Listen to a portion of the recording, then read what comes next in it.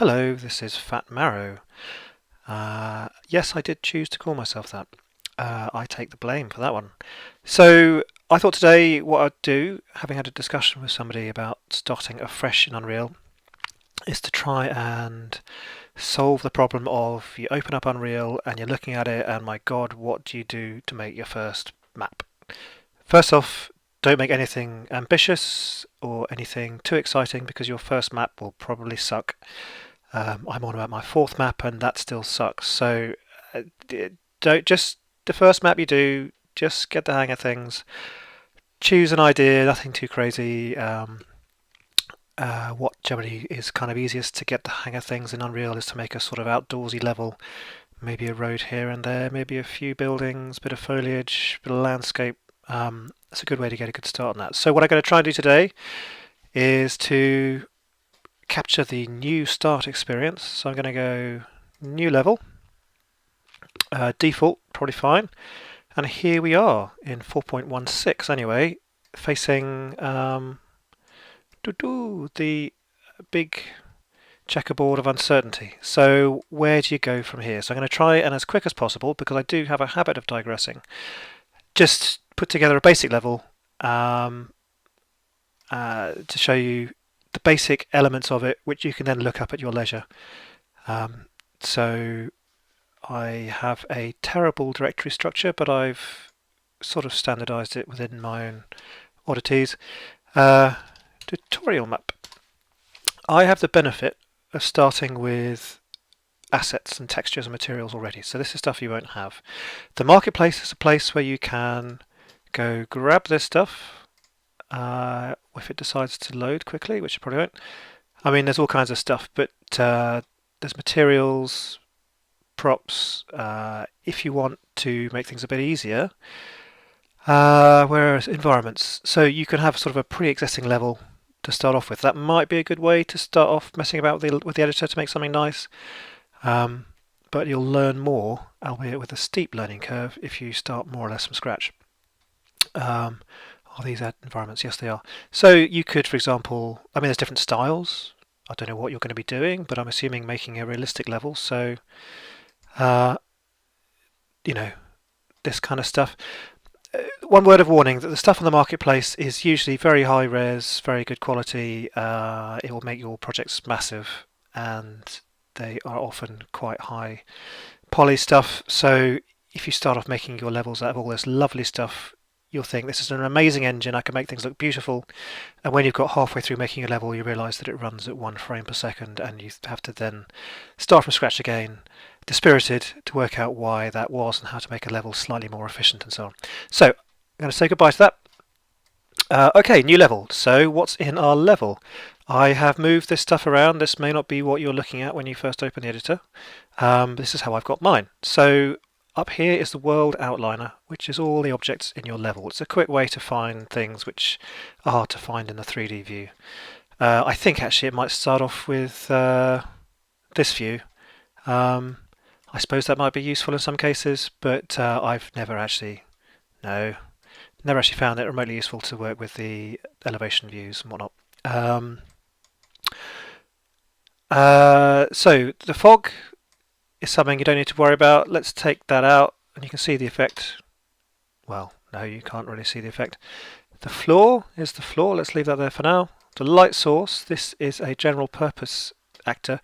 So Epic have a few things which make some things quite easy to sort of get started with. So this is the actor. It's selected.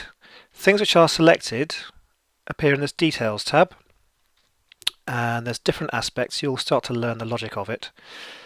And there's things which are quite specialist. For example, a particular light function is a way of capturing a particular light source. I've never bothered with that. The main things here are the intensity of the light. I wouldn't actually play with that, to be honest. The colour, if it's more of a sunset, but again, I wouldn't play with that right now. That's not your biggest problem. The angle is, as it says, used for... oh, never mind. If you're going to mess with the angles of lights, there's a different way to do that. Anyway, I'll come back to that, but in terms of what you're seeing here, there is a standard in the sort of the move mode. There's a probably different name for that. You've got the red, the blue, and the green arrows, which allow you to move along those axes. And there are these boxes, which allow you to move along two at once. I find them very fiddly and hard to use, and you're generally flicking between all of them like that, and it's really confusing. This actor has another arrow coming off it, even when it's unselected, which is the direction. So some things have directions. The shortcuts are W, E, and R to switch between the transform, rotation, and scaling. Scaling does nothing here, but the rotation, pardon me, will change the angle of the light. So this applies not just to this particular actor, but to anything with an arrow coming off it. You want to press the E key to get to the rotation, and you can move it around. And so most of the things you do in the editor will be a combination of moving things, rotating them, and in some cases scaling them. So there we go. So that's a brief overview of how you interact with things. This isn't much of a level, so most levels will have a bit of landscape in them, which is up here. So there are various modes. There's the place mode, which is the normal mode, where you can interact with things and move them around. And so I clicked on the floor and I can move that up or down and do the same things. I can rotate that around. And you can place things in the level. So there are various kinds of things. Player starts, but don't need to worry about that just yet. Paint is not important right now. That is vertex painting, and that's quite a specialist thing. So believe me, not something to worry about right now. Some materials can be painted on certain meshes to sort of maybe put a bit of moss on some stones or things, but that's advanced. Let's ignore that. This is the landscape. This is what I want to come back to. That's the foliage, which we'll be using later, hopefully. Geometry editing is, to be honest, I've never looked at this. This is for stuff to do with BSP, which actually I think stands for binary space partition. This is the old way that things are made, and so the editors will have this stuff in them because you still have the old ways, and you can import old maps and then turn them into meshes. It's a different way of doing things, how things are normally done. I would just ignore that tab.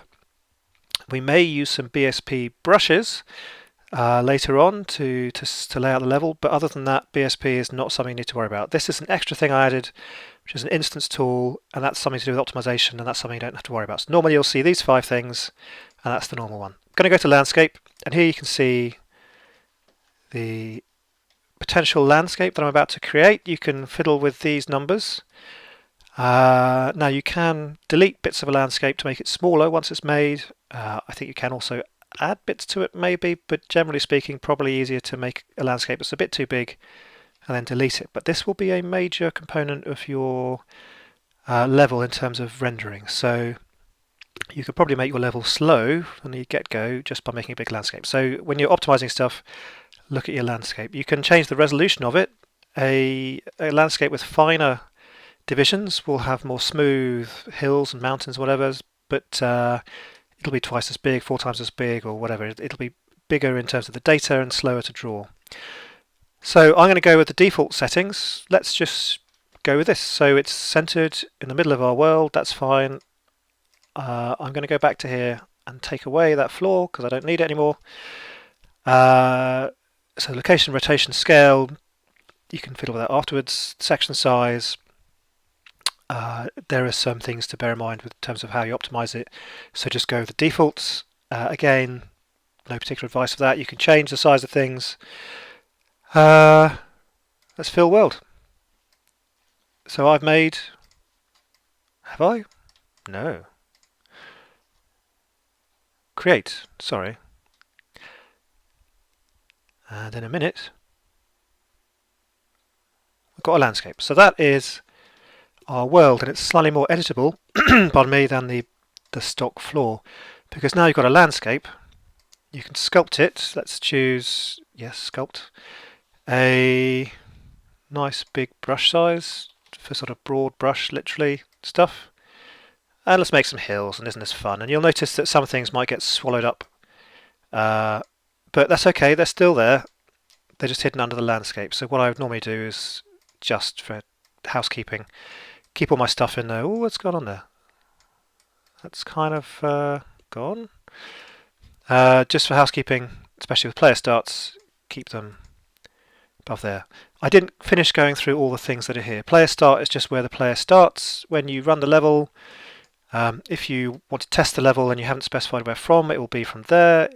You can see the collision on that. That orange line defines sort of the space that the player start takes up. You want that to be above things, but not too far above. Otherwise, your player may sustain fall damage if it's that kind of a game.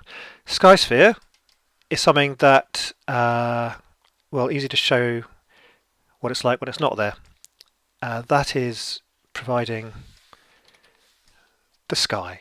Now, making a different sky is either easy if you're going to use the same thing but change the parameters, and here are the parameters, because it's selected, there's stuff comes up here you can fiddle with.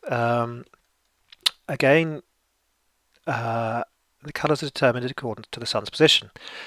So this is a thing where, again, some of the epic stuff is quite clever. If you go back to the light source, and I think if you, well, I'd like to find it.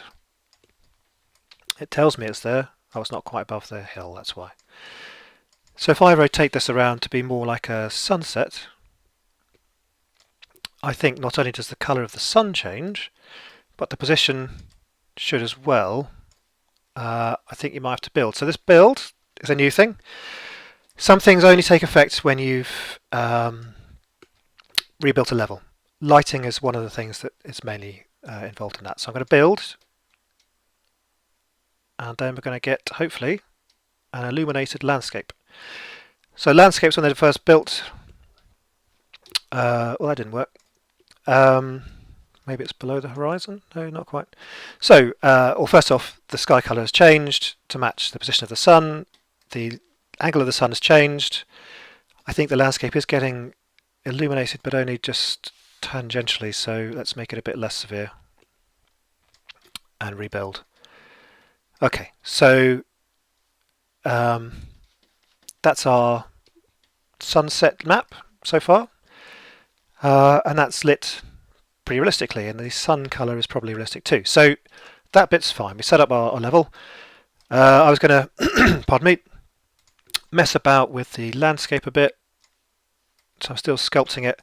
And again, the changes you make will sort of reset the lighting, and you might have to rebuild to get that to take effect. Often you get seams in the landscape when you first make it, or make any changes to the heights, but that's fine.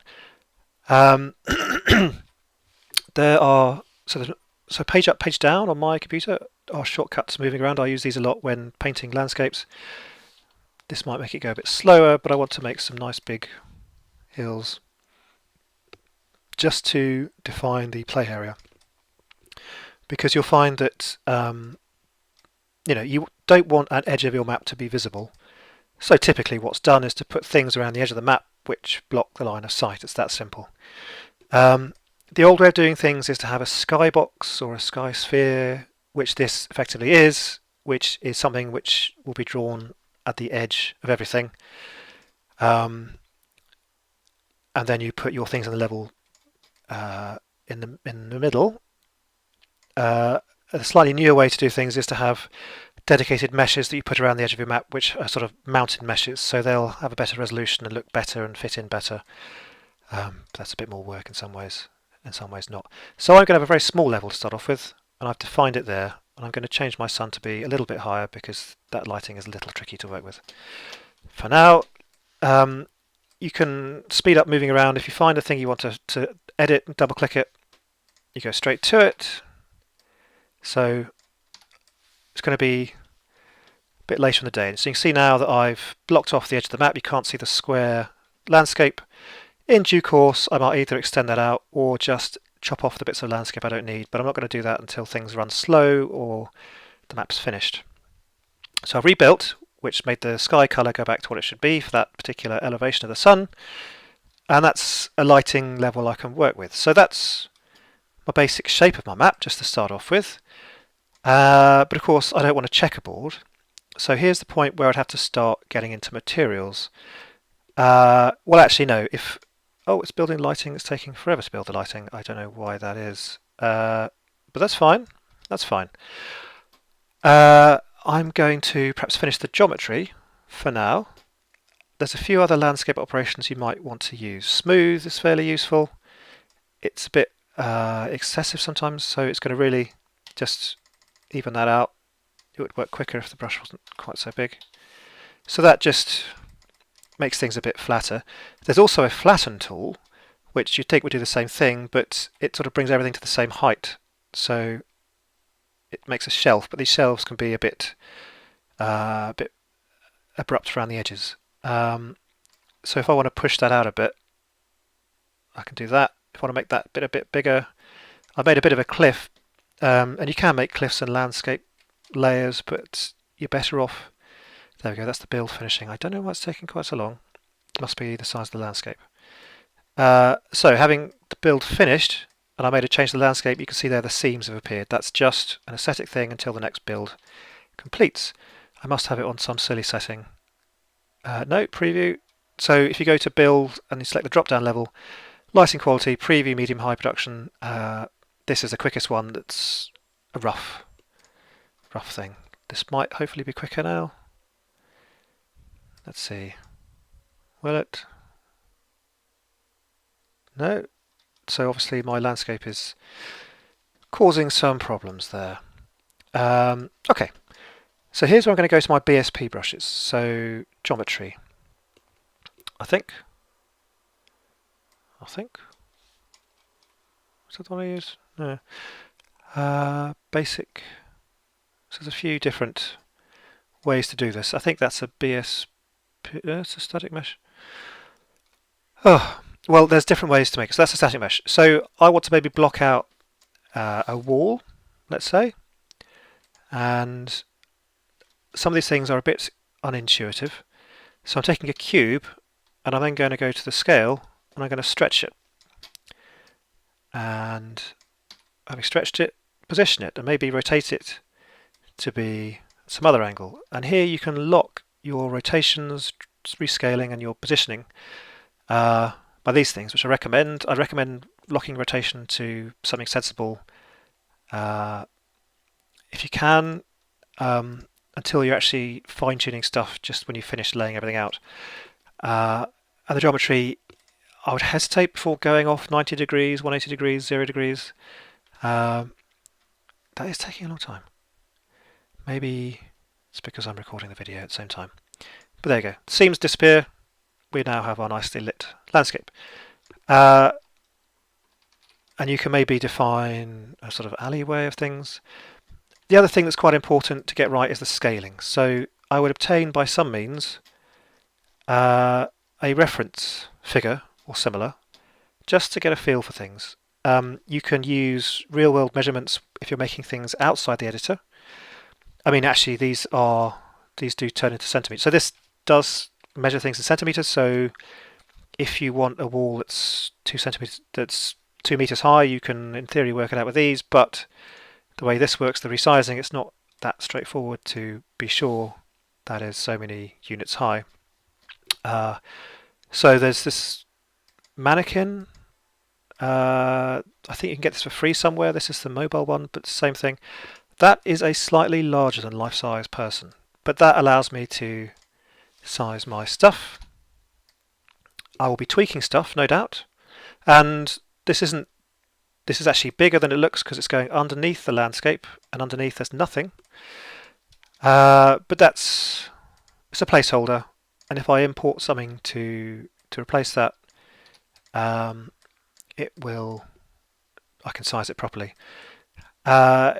When you start using the landscape, because it's uneven, it can be quite hard to place things. Sometimes you have things floating above the air. You have to look at that carefully. If you lift something up and press end, it will try and put it down onto the surface, but with the landscapes it's not quite accurate. So you have to do a bit of tweaking. But for most things, especially if there's a flat surface you're doing it on, that will position things accurately. So that did it while I was placing it. If I lift it up, go end, alright, that's clearly not working for me. So there's that.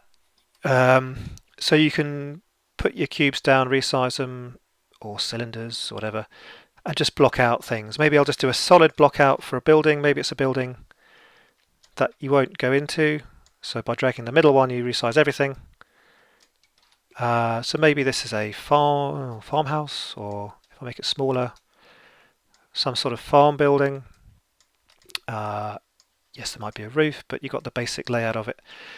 And so you can then maybe copy and paste. These things work as you might expect. If you hold down Shift, you move with the object you're changing. I'm going to rotate that around. And this is just a very rough first pass to lay out walls, lay out buildings, which you can then, as you develop the map, just fill in with properly made stuff. These things, you may need to build the map to create the collision for them, but this is essentially now a playable map. So I right click, play from here. It tells me I need to rebuild 5 things, which I do.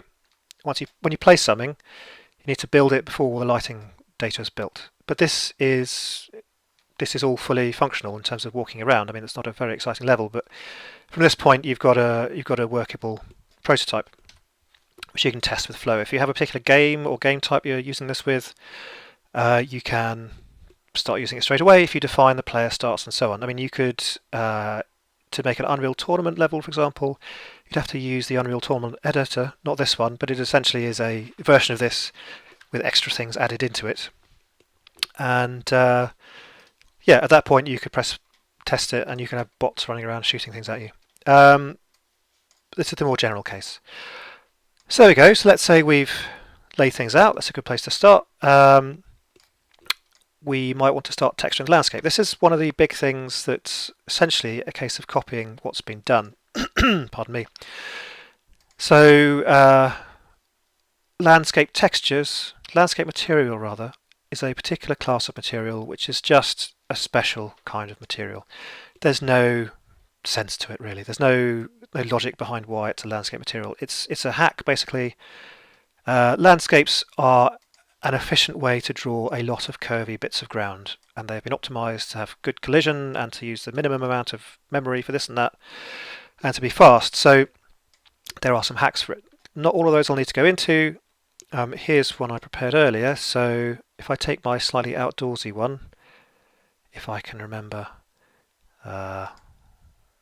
which one it is, so I've done a few levels. I think this is my landscape material. So I select my landscape, which is here, which is a homogeneous mass of checkerboard right now. And down here is a landscape default physical material. This might be new. Okay, that's defining things like wood, stone, glass, things that will define whether you slip on it or what noise it makes when you walk over it essentially. So if you look at any of these starter materials, which should be in your level, somewhere down here, starter content, it's a good place to start messing about with things. You've got some props, you've got a chair, just drop it in. Is the chair the right size for the person? Let's find out. Yeah, more or less. And you can do undo and redo as you might expect. And let's see, it's per material. I'm getting a bit into things, getting a bit advanced. So this is a material, don't worry about what it is, but it's got a it's got a slot for physical material to use. There's probably, let's see, no, I digress. Don't worry about that at all. That's minor stuff. Anyway, the point was there's a landscape material slot, and I'm going to find my landscape material again. There is a way, that's meshes. There's a way to make these. I may briefly look into that, but essentially, here's one I made earlier. It's not doing anything right now because with landscapes, I tell a lie. Okay, it's going to default to the top layer of that. You have to go back to your landscape, and then you have to manage or something. Paint. So you define your layers. So actually this comes predefined. There are tutorials on how to make your layers, and okay, I'm getting this thing. Right, one bit of admin you do is to add a light mass importance volume. It just means that whatever's in this cube it's going to be big, or get proper lighting. And here's where you might want to actually jump back to your funny views. And you can see why it's not a particularly useful view. But I want to increase the size of this, ideally quicker than that, until it, there you go, you see it start to appear, until it covers everything. I'm going to cheat, so that scale is 182 something, let's just say 500, 500, not enough, 1000, 1000. Well, actually I can make it smaller because we know the landscape's not seen beyond, so you can't see the outer bits of the landscapes. That's probably going to be fine, and let's make it a bit bigger so that as we zoom in it definitely covers all of the bits of the landscape that we're going to see. And that might speed up the build, let's just see, and that might make the landscape appear. So this swarm thing is where it's capable of being used with lots of computers to do parallel processing. Most of the time you'll just be doing it on the one machine, but it still sets up that thing. Then you can play around with the level while it's still building, but it's going really slow. It's probably because I'm recording it. Debugging landscape materials, it's one of the more tricky things you might find. It's going to, right, you need to have material defined for the landscape, and you need to have layers defining, for simplicity to start off with, go with normal. And I have a place I put these, just landscape info. So because I have one of those already, I'm going to just put a little thing on the end so I know to delete it. And that's basically a splat map, which is used internally so that when you paint on the landscape it sets like a 1 rather than a 0 on that bit of that height map, which then tells the landscape material, there we go, to paint the grass. So now I made that landscape info, my grass level is there, so everything's horribly tiled but still grassy. I'm going to make my soil layer, put it in the place I put these things with my little indicator. It's not a good one. And just for completeness, for my gravel layer, you can, I think, add these as you go along. It's quite hard to know what you're going to need when you're starting out, so maybe put in a couple of layers of things which are obvious, like for example grass and soil. In my map I found I needed other layers. I think I added them as I went along. In the paint, so the landscape tab has manage, sculpt, paint. Manage is where you delete bits of landscape and that kind of thing. Sculpt is where you change the height of it. Paint is where you do the painting, says the master of the obvious. I'm going to choose a smaller brush size. The fall off just determines the fall off. So I'm going to choose my soil, and I click there. It's a bit slow at first. I could change the speed of that by changing the tool strength to be higher. And if you start to mix and match these layers a bit, the tiling becomes a bit less obvious. Here you can see that the landscape's not fully blended. There are nicer ways to blend layers using height maps. These don't have height maps defined. Yeah, and there's an auto exposure going on which you can correct in various places, but that means if you look into the sun it's going to go darker. If you look at a dark bit it'll go white. It's just a bit of a pain. But there you go. So that's my landscape, which is, because I've set up the material and that takes a bit of time, that's my landscape. I'm going to undo that.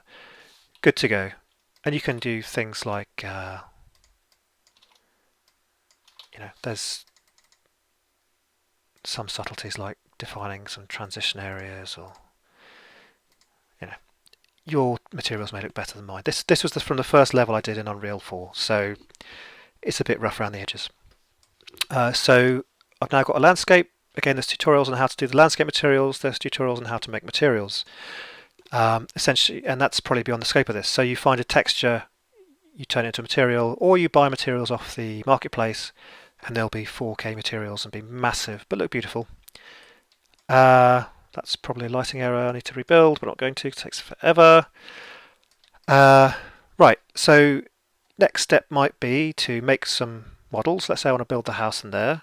So you might go to a modeling package. This is Lightwave, don't recommend it. Maybe Blender, that's free, that's fine. Here's some I made earlier, hopefully. So, you know, at one extreme, when it's loaded, at one extreme, let's just turn off the background layers. This is a house I made earlier. Has about 20 materials. Let's not worry about that end of things. Building. Well, let's find a, if I can remember what it is, landscape. A wall. So brick wall, plain, why not? And what you see there is the collision for that wall. Don't worry about that right now. In fact, alright, so this is the geometry of a wall. It's not textured in this program. But if I made materials for that, and if I go back to the editor, let's find that mesh, landscape. Well, these are all much for muchness. So it's a very basic shape, and here, because it's selected, you can see the properties of it. There are two materials. One is a concrete material and one is a brick material. You have to do some work in the editor to make sure the textures line up properly. Normally I'd import the texture so I can see it as I do it. Here I was just starting out, and so you could use that to replace your approximate versions. There are some tips and tricks. Spline meshes are things which you have to kind of DIY unless you get something off the marketplace, but they allow you to create bendy, snaky, repeating elements of these things. That is too big, probably. Well, I don't know. Here's a big stately garden wall. So you can just copy and paste, and you can see there, I've done that. It has to be lined up. If it overlaps, you get jazzing, and if it doesn't overlap, you can see behind the curtain, the magic has gone. So spline meshes are another way to make things easily match up too. So don't worry about how to do this. You can look it up in a tutorial that either I will do or plenty of other people have done these things. If I go to a blueprint is essentially a way of sort of encapsulating things with some functionality usually, or just to collect things together. So one of the things I've got is a blueprint spline. I'm now wondering whether I need that one. Let's just try this one. So that's a funny thing. It's actually loaded up with that same wall. And there's two things going on here. One is the object with its handles, and the other thing is there is the spline, one end of which is slightly different to the object handle. And if you adjust these splines, you can get to create a wall. Now that has automatically resized things to fit the distance and repeated the elements to fit. So that's 3 copies of the wall end to end. And if you hold down Alt on splines, you can then drag it off another control point. And as you drag it off, you can start doing things like moving intermediate points, and you can see that actually it's quite powerful. It does have its limits, doesn't respond well to sharp corners, and you have to set up the meshes appropriately. So this is medium to advanced in terms of modelling, I guess. So actually each wall is segmented, as you saw, so that each segment allows it to flex. If I hadn't broken that wall up into 10 pieces, you would see straight pieces between each wall, which may be the intention, but I wanted a bendy looking wall for my level. So that allows me to prototype walls very quickly. In fact, that's how they stay. There's another tweak needed at the end. Also, I need to cap that off, so I had to create a series of end pieces. So is that the last mesh? No. Clear that. First mesh. No. I have to set the length. So it's more like 50. So this is my own handmade solution. I picked the wrong bit of wall there. Maybe it's that one. Who knows? There we go. So you have to fiddle, make permutation of things to make all these things work as splines, but That's doable. Buildings, so I've got, I think, some more straightforward things to drop in here, have I? These are actually interiors of things. So doing interiors of buildings is a bit trickier. And what I did was, and I regret doing it this way, I did a mesh for the outside of the building and a mesh for each floor in isolation. So there we go. This is probably how not to do it. I would do it all as one mesh. But again, how you divide things up into meshes is a question with no straightforward answer. It depends on what kind of level you're doing and how much you need to optimize it. I mean, there's times when you want to chop things up a lot and times when you want to have things as single units. Ideally, you don't want to have too many of any number of meshes. So the number of meshes you draw, no matter how big or small, shouldn't get too big a number because then it starts to fail just simply because of the number of meshes you're drawing. Equally, there's a more obvious limit in how many polygons each mesh can have. So the total number of polygons drawn is also a limit. There's no hard number for that. More powerful machines can do more. Some things depend on the CPU power, some things depend on the GPU power. So I can't give you any particularly good rules of thumb. But if you look at the standard stuff, I mean, get the Unreal Tournament stuff, see how they put their maps together. Have a look at how they do it. See how many polygons they have in each thing. There are now some quite good tools for automatically generating levels of detail, which is a way that when you get further away from something, you see a more simple version of it with fewer polygons. That's used a lot. Now it does automatically, but I suspect when you first do this, it's not going to produce very good results for you. Landscape maybe? So what's in my landscape? Bits of wall, bits of hedge, not very good bits of hedge. Got a gate, a big security gate. So that's all done in a program and it's got a few materials. If I select it, has one more material than it needs, to be honest. That gives me a bit of flexibility in producing different versions of it if I want to. So that material I've made, so I'm sort of reverse engineering this. This is a material based on one of the starter materials, I think. It's a bit complicated and it is a bit more complicated than it needs to be. I would simplify that bit, the normal maps. But again, I more or less copied the starter materials and did my own thing with them. This, for example, is something that gives it a macro texture variation. So if you have a lot of this texture and you stand back from it, it helps to hide the fact that it tiles. Got a metal color. You've got this is the sort of the rust color, and how it changes between the two is defined by another sort of noise pattern. And there's various things that are specified in the material properties which you can override in different copies of it. So I have lots of materials that look a bit different but are actually the same material with different parameters. So that's still the same material. If I put that in there, what's going to happen? I get a green flaky paint, a green rusted paint. So you can sort of mix and match stuff. I've totally robbed the starter content of lots of things. That's absolutely fine, except that because it's the starter content, it does change from time to time, and sometimes things stop working. Some materials I've used, I've taken from sort of texture generators. So this texture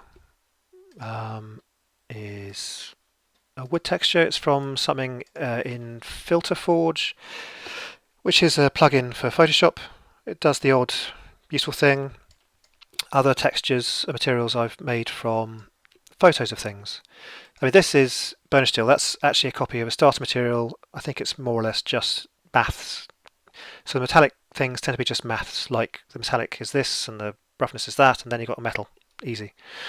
But some of the materials like this, which I'm going to have to rejig for reasons I won't go into. This is based on, ultimately, a photo of a door. So that is from a photograph. And so some stuff I've taken over the camera and taken pictures. So there's various ways to get your materials in. The marketplace is another way. There's some really high quality stuff there, but you'll find it's really big as well and might start to slow down your level if you start going mad with all these big textures. Foliage. So you won't by default have much in the way of foliage. Speed trees are the most obvious way to do things. They're industry standard. Not necessarily that good, but industry standard. You pay for them. You can get packages. So the Speed Tree store for the UE4 store has some reasonably priced starter packages, some basic trees. You don't need to have too many trees in your level anyway. The more kinds of foliage you have in the level, the more textures are loaded, the slower it goes, and from a design point of view, it's a bit over the top. So I'm just going to go to my foliage here, and you see here there's a few options here, different user interface, because why make it straightforward? And basically you find your foliage that you want to use, let's say Douglas fir. You choose your version. Desktop is sort of a reasonable number of polys, quite high resolution. It's not hero, which means it's massively chock full of polys, or for ArchViz, which is again super high resolution. I've got bear, I've got leaves, I've got a winter version somewhere. Maybe I don't. That'd be the bear one, I guess. I'll go with the leaves one. It's a summery sort of landscape. So I drop that in there. And at one level, when you hover over it, you see the tick means that's what you're painting with. It's actually that simple to put foliage in your map. And there's a lot of buts to that. And when I go back to that mode, it's like, right, okay, I've got trees on my level. Beautiful trees. And I select them, and it's like, well, I want to move that tree, but I can't move that tree. The reason is that the foliage is one of those things where it does one job, and it does it in an optimized way, and you can only edit stuff using the foliage tool if it's foliaged. So if you go into a map, click on something, and it selects lots of other things, what that's telling you is that these are instanced meshes in some way, which may also be this, which may be the foliage meshes, or maybe a different kind of instancing.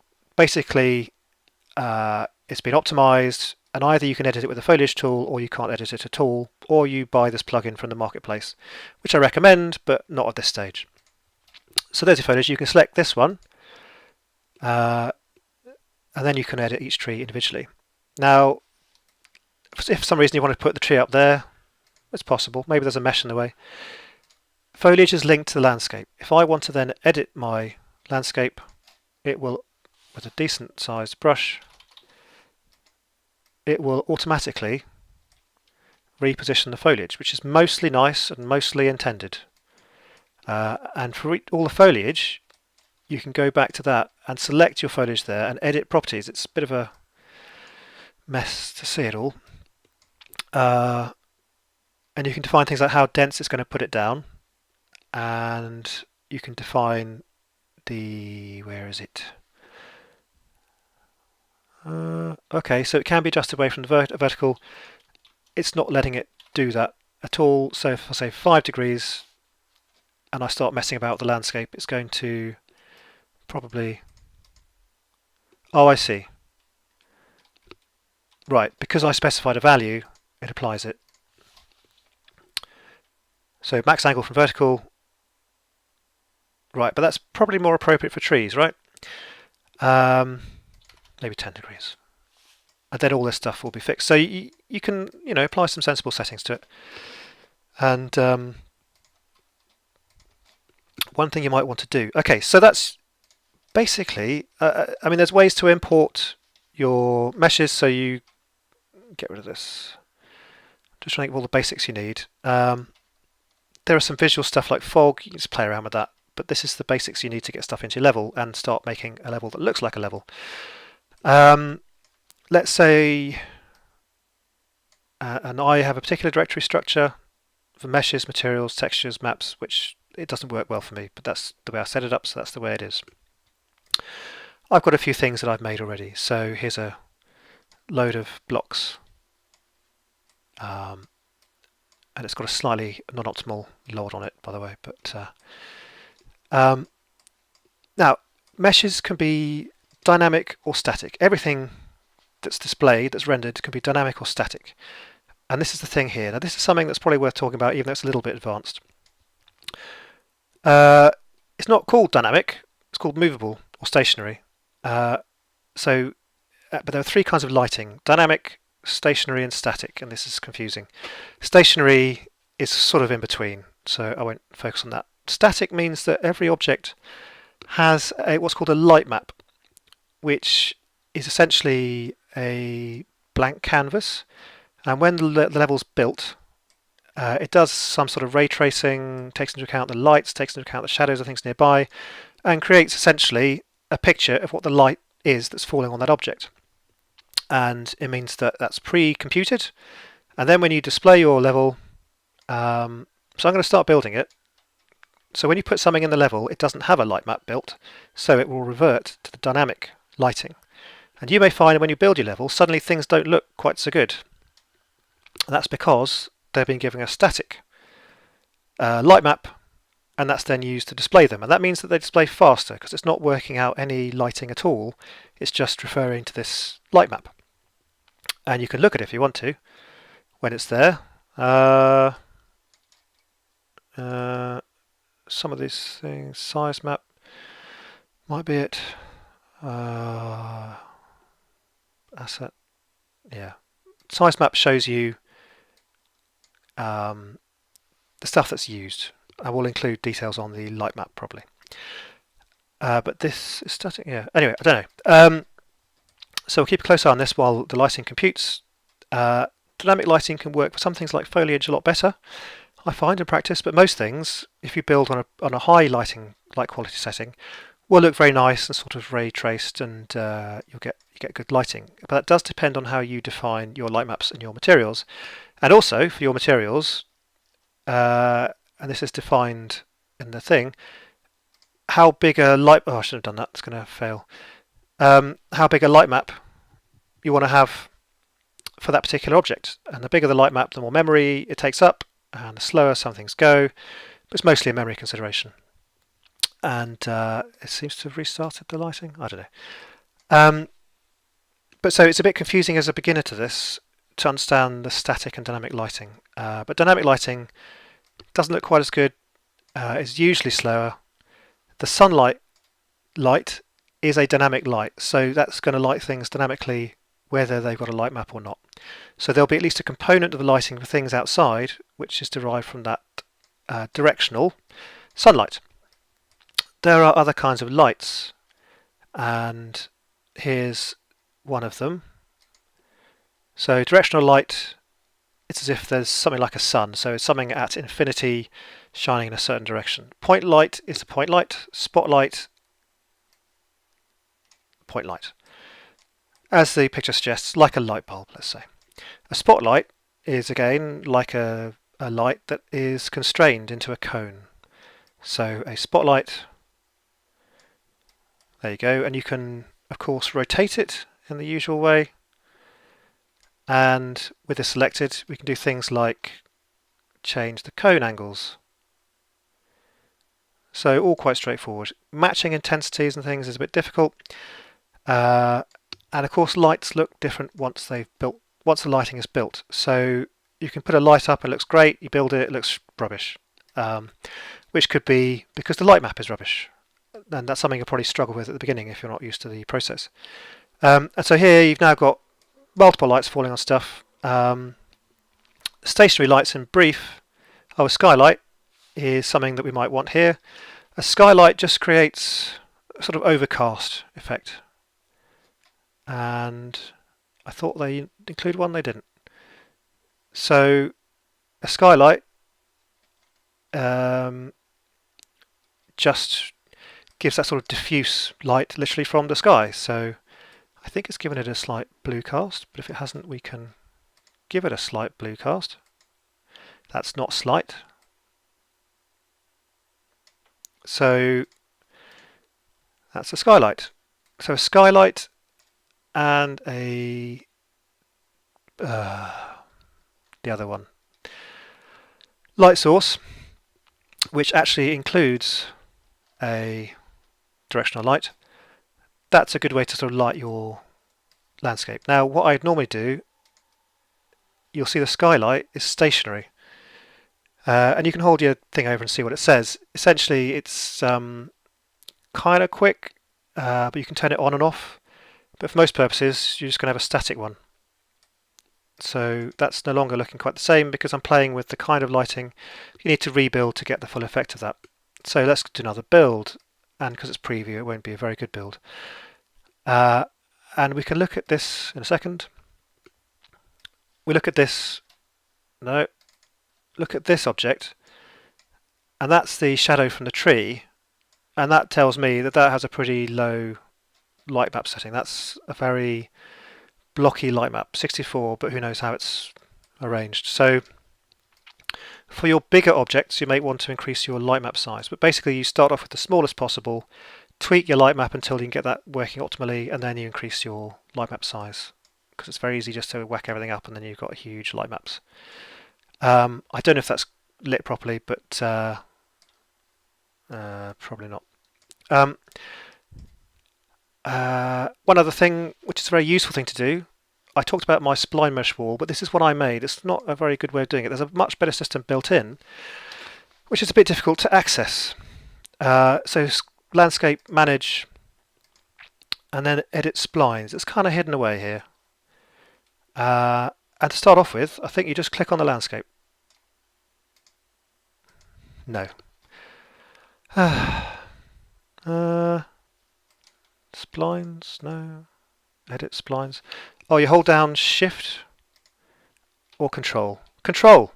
I mean, this is not exactly a super friendly user interface. So if you found your edit splines, you hold down Control and you do it somewhere else, and you do it somewhere else. And you can then click on these and move them around in the usual way. And it basically conforms approximately to the landscape. Next thing to do, and each thing you click on has a little slot for a mesh, and each of these you can click on doesn't have a slot for a mesh. Logically I would say it would be this thing you click on, but no, you click on these things to keep things. Oh, there you go, lighting's finished. I have to wait for it to do its thing. So you see things slightly changed. Now if we go over here, well, that's not static, is it? And I'm in the landscape, so I can't click on it. Stationary. Okay. Alright, no, that should be kosher. So this is a little different. That's now taken on the skylight there, because that was darker before, and now it's picked up that skylight diffuse light, which should be a little bit on the blue side. And this again, once I've built the lighting, okay, the landscape itself has quite a crude light map size. You can see the blobs there. Those are basically pixels on a light map. So depending on your particular size of landscape, you might want to change the light map settings. So if you go to Manage, do we do that? Or we just select it, I think. So I'm clicking on the landscape, and I think somewhere down here there is something for that. Bum, bum, bum, bum, bum. So static lighting resolution, if I change that to 2, again, don't do this unless you need to. Now you can see, wow, the lighting's perfect now. It's not perfect, that's reverted to dynamic because it doesn't have a static thing available. And it's put in preview to make sure you're aware of that fact. So when I rebuild this, it's going to look better than before, but not as good as that. But I'm interested in this now, so I want to put something on there. I happen to have one I prepared earlier, hopefully. Somewhere. Country road. So, oh, I can't edit it. You've got to go back into your landscape, manage, edit splines. If I change that.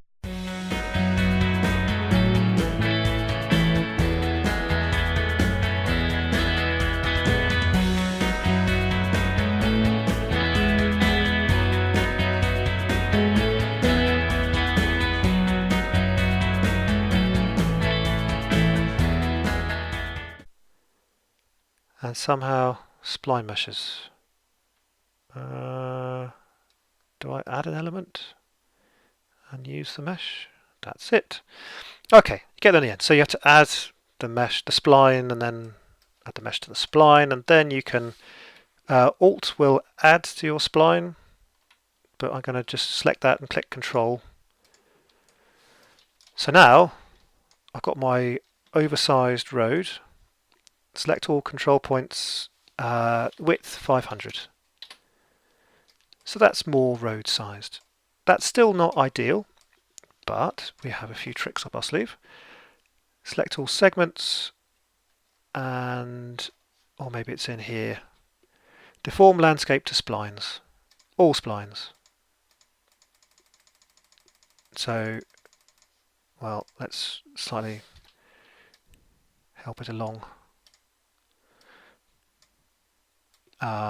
But you get the gist. And then you can use your sculpting tools maybe to smooth off the sides. But basically you're halfway to getting your little country road. Oh, the auto exposure is going all over the shop. So you can tidy up the ends of things, but more or less, oh, this is horrible. Why is this so horrible? You know, you can carry on the same principle. We have to select landscape, select manage, select edit splines, and then I'm going to try Alt. No. Okay, so you can extend it either way, and I've got rid of that horrible, whatever it was, being horrible. That seems to have reverted to 500. No. Select all segments. Yeah, Fiddler's Dream. Let's try 250. And there's no easy way to connect roads together. This is one of my bugbears with the system, but there you go. And you can do that. So those are, I'd say, the basic elements of a level. There's a lot more to say about a lot of things: making textures, making materials, making meshes. I'll try and cover that. But once you've got your stuff in, it should be a case of just moving stuff around. Foliage we've done. If you want to add another thing, you find another thing and drag it in. Elderberry. I like these. There's not enough bushes in speed trees, proper bushes. Now I want to untick that so I'm not painting both. That's a beginner's error, that is. And you get a bit of cover. And then, you know, let's go to some of my stuff I bought in. Here's a load of trash. Dumpster. I think 4K resolution, so that is super over-engineered for my needs. If I'm doing a map for a game as an add-on, I don't want to have all this big stuff in here because it's going to be just too big. Some useful things: there's a ton of different rock packs on the marketplace. Good for breaking up landscapes and making them look a little bit less like landscapes in Unreal. I don't know why I was doing that in the foliage editor, but if I select that, it's a small rock, or is it a small rock? This is a special material that goes with this pack, which sort of resizes appropriately in a slightly odd way. So it's quite size invariant. You know, and you can do things like flipping things on their head to make them look a bit different, maybe flipping them around. So you can reuse the same rock different ways, and you know, that's the essence of it, I'd say. So I hope that's helpful. That's how to get a level looking like something from nothing. I've skipped the landscape stuff, making the materials, which is a big thing to skip, but you'll find stuff out there on how to make it. Good luck. Bye bye.